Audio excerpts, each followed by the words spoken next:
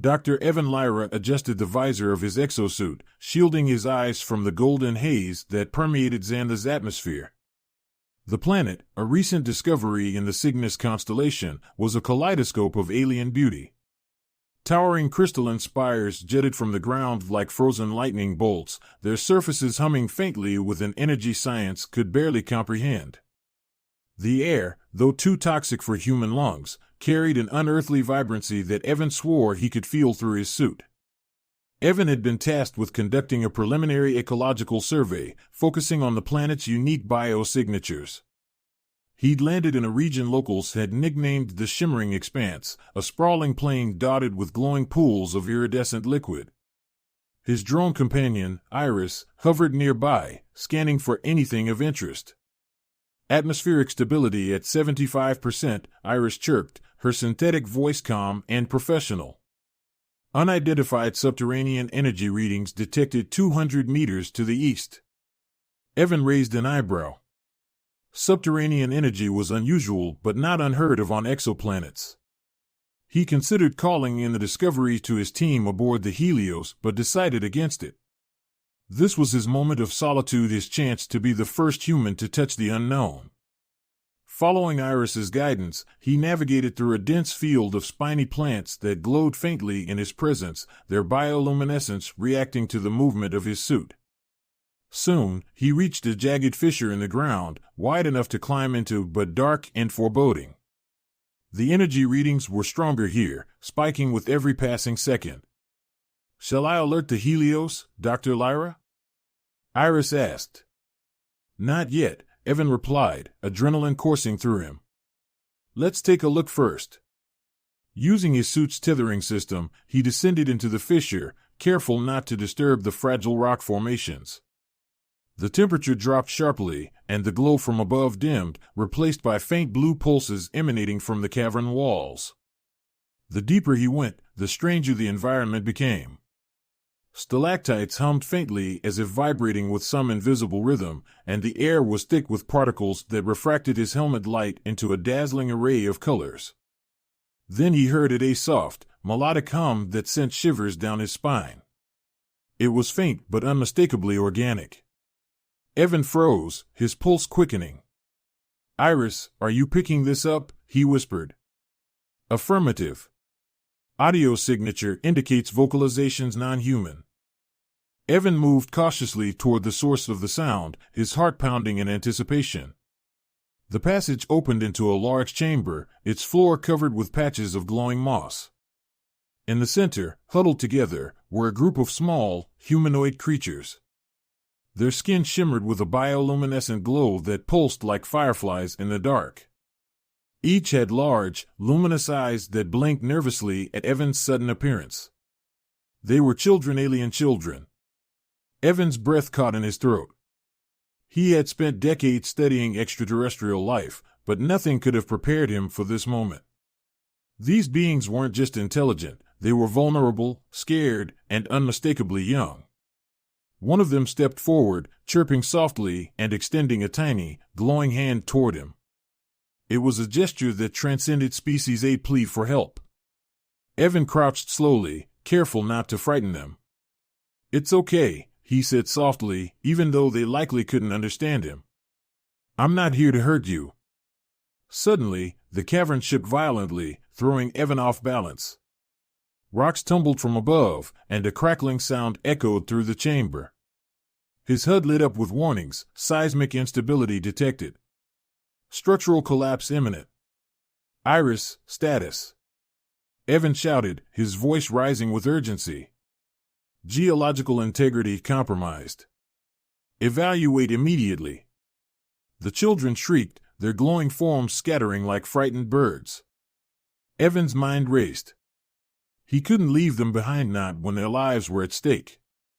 "Stay together," he called, motioning for them to follow. "I'll get you out of here." Whether they understood his words or his intent, the children began to cluster around him, their glowing eyes wide with fear. Evan activated his suit's emergency beacon and scanned for the quickest way out. The seismic tremors grew stronger, the cavern walls groaning under the pressure. As he herded the children toward a narrow exit, a massive stalactite broke loose, crashing to the ground inches from where they stood. Evan's instincts kicked in, and he grabbed the smallest child, cradling it protectively as he pushed forward. The group emerged into a narrow tunnel just as the chamber behind them collapsed in a deafening roar. Dust and debris filled the air, but they were alive for now. Evan set the child down and took a deep breath, his chest heaving. The children huddled around him, their bioluminescent skin dim but steady. "We're not safe yet," he muttered, his voice trembling with exhaustion. "But I promise I'll get you somewhere safe." For the first time, one of the children reached out and touched his gloved hand, their glow intensifying as if to say, "We trust you."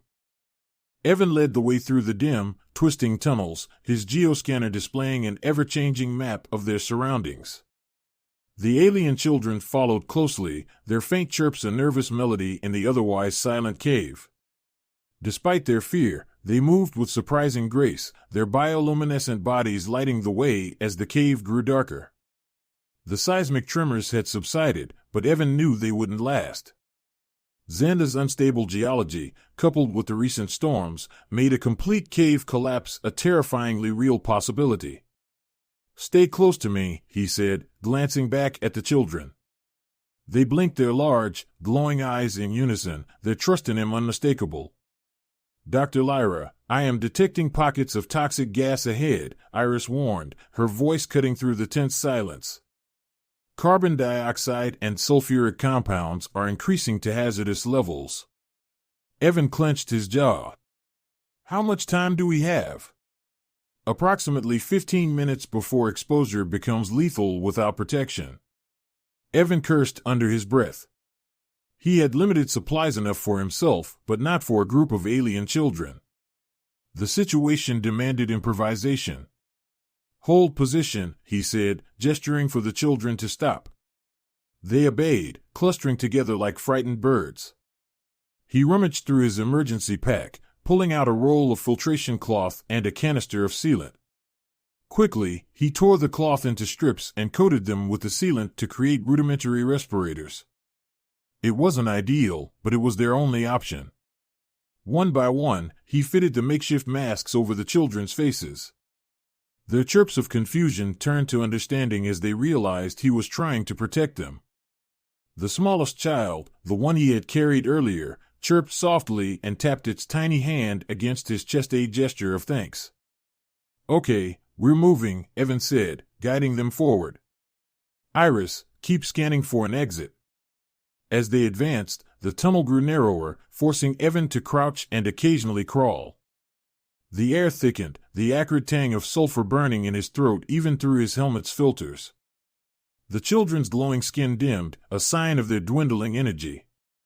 Evan's heart sank. They're not going to make it unless we get out of here soon. Then, a glimmer of hope appeared on his scanner, a faint energy reading just ahead. "Iris, is that a geothermal vent?" "Confirmed. It could provide fresh air if the vent opens to the surface." Evan quickened his pace, practically dragging the group toward the reading. When they reached the vent, he saw that it was partially blocked by rubble. Without hesitation, he grabbed a plasma cutter from his belt and began clearing the debris. The children watched in silence, their glowing eyes reflecting his determination. The smallest one, clutching a piece of glowing moss, placed it at his feet, a gesture Evan interpreted as encouragement. After what felt like an eternity, the vent opened with a rush of cool, breathable air. Evan collapsed onto his knees, taking deep gulps of oxygen through his helmet. The children immediately perked up, their bioluminescent bodies glowing brighter as they absorbed the fresh air. But their reprieve was short-lived.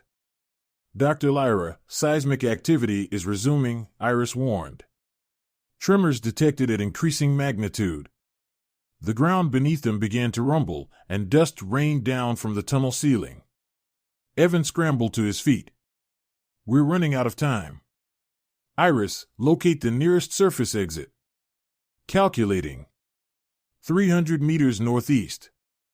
"The path is unstable." Evan didn't hesitate. "Let's move." The journey became a race against time. The tunnel shook violently, and fissures opened in the ground, forcing Evan to leap across gaps and steady the children as they stumbled.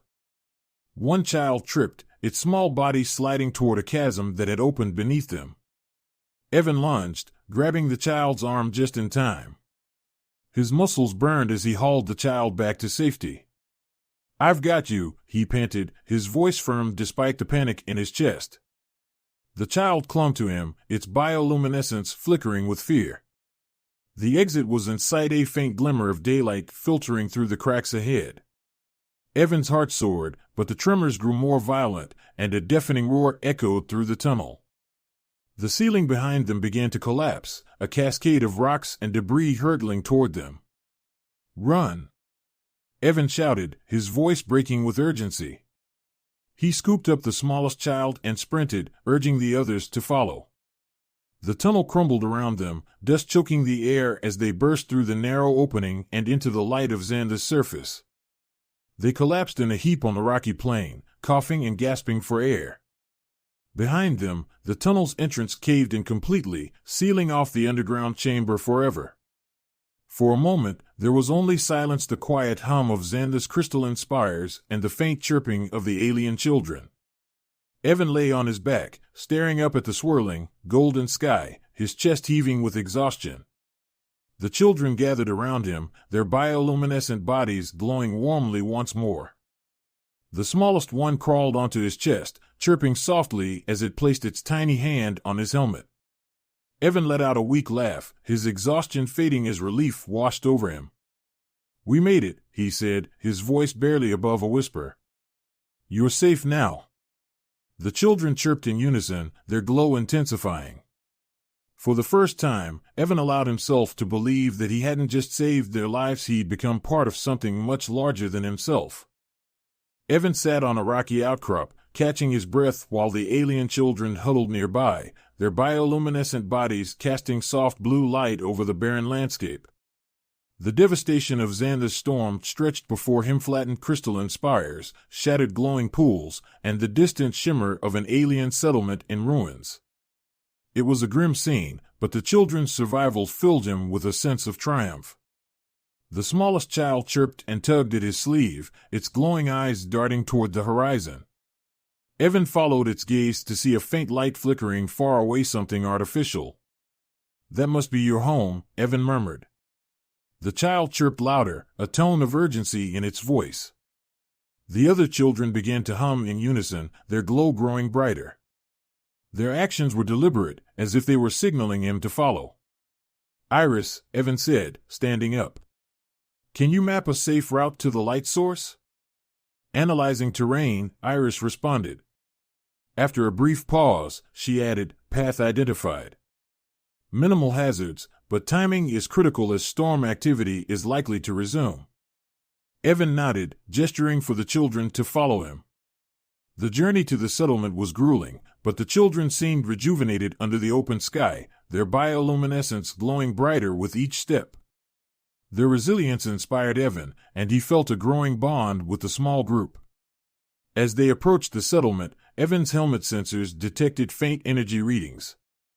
The alien architecture came into view, an intricate network of crystalline structures that shimmered faintly in the golden light of Xander's atmosphere.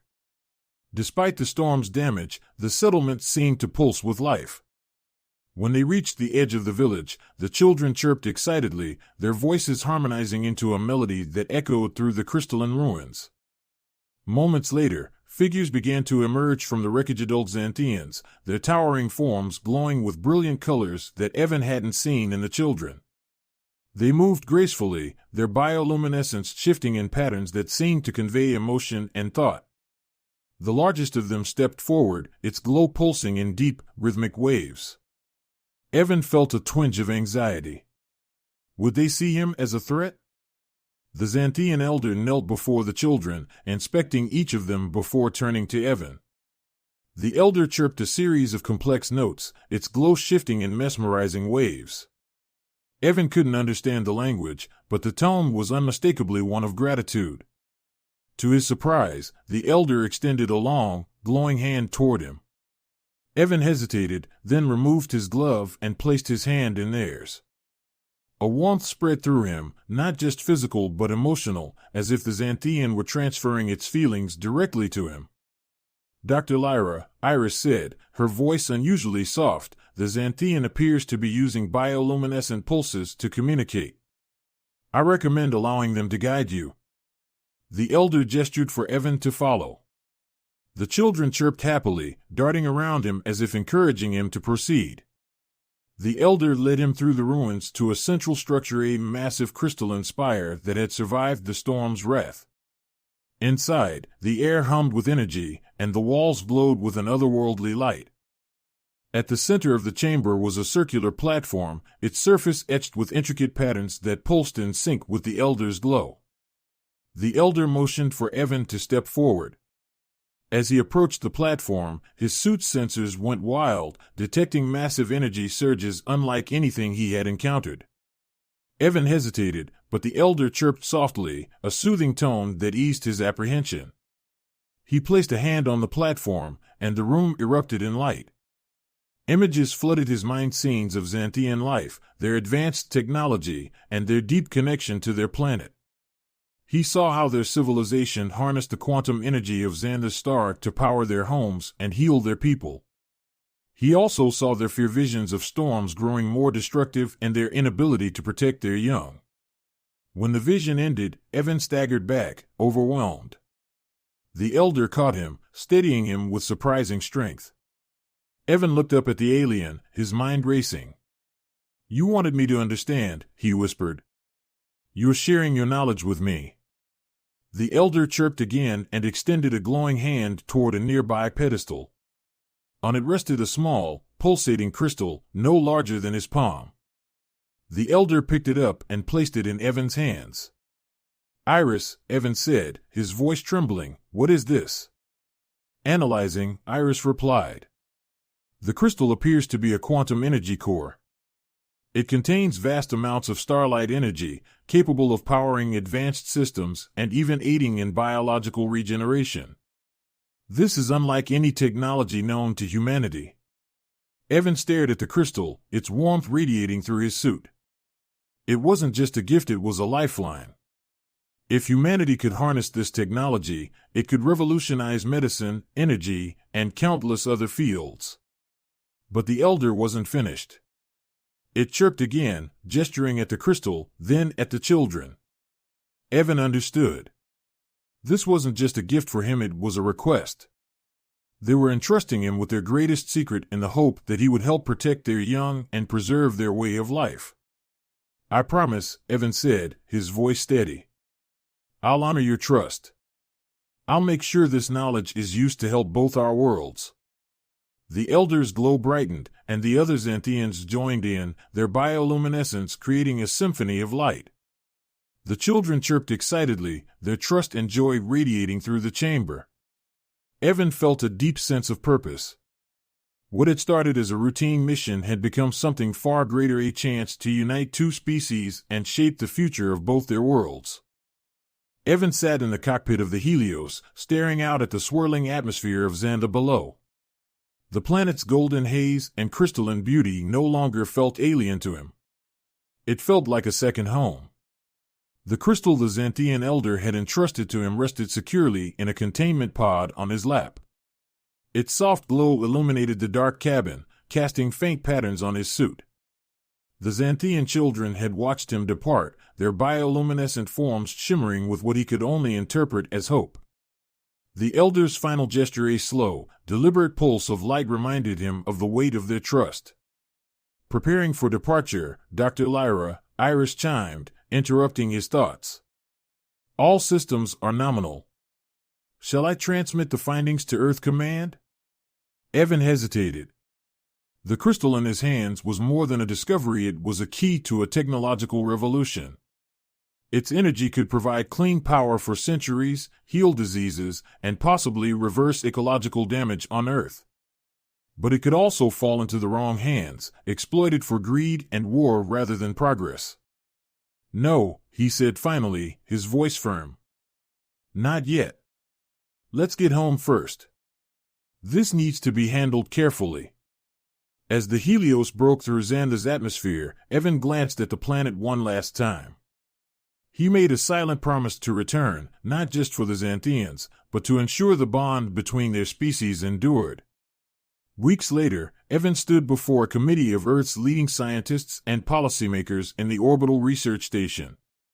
His report on the Xanthian civilization had already sent shockwaves through the scientific community, but today was different.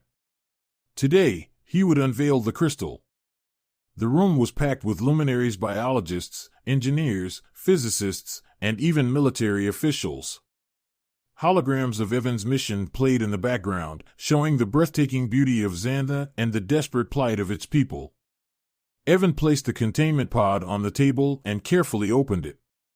The crystal's soft light filled the room, drawing audible gasps from the audience. Even the most stoic faces betrayed awe as the crystal pulsed with energy. This, Evan began, his voice steady but passionate, is a quantum energy core gifted to us by the Xanthians, an intelligent species living on a planet over 200 light-years away. It is not just a source of power, it is a symbol of trust, a connection between our worlds. He paused, letting the gravity of his words sink in. The Xanthians entrusted this to us with the hope that it would be used to protect life, not destroy it. Their technology has the potential to revolutionize our understanding of energy, medicine, and even environmental restoration. But this is not just about what we can gain. It is about what we can give back. The room fell silent. Evan scanned the faces before him, gauging their reactions. Some were skeptical, others excited, and a few visibly uncomfortable. He knew the dangers of sharing this technology, the greed, the potential for conflict, but he also knew the responsibility he carried. A hand shot up from the crowd. Dr. Helena Carver, a leading physicist, stood. Dr. Lyra, how do you propose we proceed? Something like this, it's unprecedented. How do we ensure it's not misused? Evan nodded. That's exactly why I haven't transmitted all my findings. We need oversight, an international coalition dedicated to ensuring this technology is used ethically. But more than that, we need to honor the Xanthians' wishes. They saved me, and I saved their children. This isn't just a scientific breakthrough, it's a pact between species. The room buzzed with murmurs of debate. Evan let them talk, knowing that the seeds of his message had been planted. He looked down at the crystal, its glow steady and calm, as if it, too, was waiting to see what humanity would do next. Months passed, and Evan's vision began to take shape. The Xanthian Alliance Initiative was formed, a coalition of scientists, diplomats, and ethicists working to unlock the crystal's potential while safeguarding its use. Research stations were built to study the technology, and early tests revealed astounding results: clean energy generation, accelerated wound healing, and even advancements in terraforming techniques. Evan returned to Xander, as he had promised, bringing supplies to help the Xanthians rebuild their settlement. The elder greeted him with a slow, rhythmic pulse of light, a gesture that had come to signify respect and trust. The children ran to him, chirping excitedly, their bioluminescent forms glowing brighter than ever. But the most profound moment came when Evan placed a small device, a fusion of human and Xanthian technology, into the elder's hands. The device was designed to stabilize the planet's volatile weather patterns, ensuring the survival of the Xanthian people. It was his way of repaying their gift. As Evan prepared to leave, the smallest child, the one who had clung to him during their escape, ran to him and pressed a tiny shard of crystal into his hand. It was a piece of their world, a symbol of their gratitude and friendship. Back on Earth, Evan kept the shard on his desk, its faint glow a constant reminder of what they had accomplished together. The crystal's light wasn't just energy, it was hope. Hope for a future where humanity and alien life could coexist, where trust could bridge the stars, and where courage could change the fate of entire worlds. Evan Lyra had risked his life for a group of alien children, and in return, he had gained something far greater than technology. He had gained a purpose, a mission to ensure that the light of the Xanthian crystal would illuminate a better path for humanity.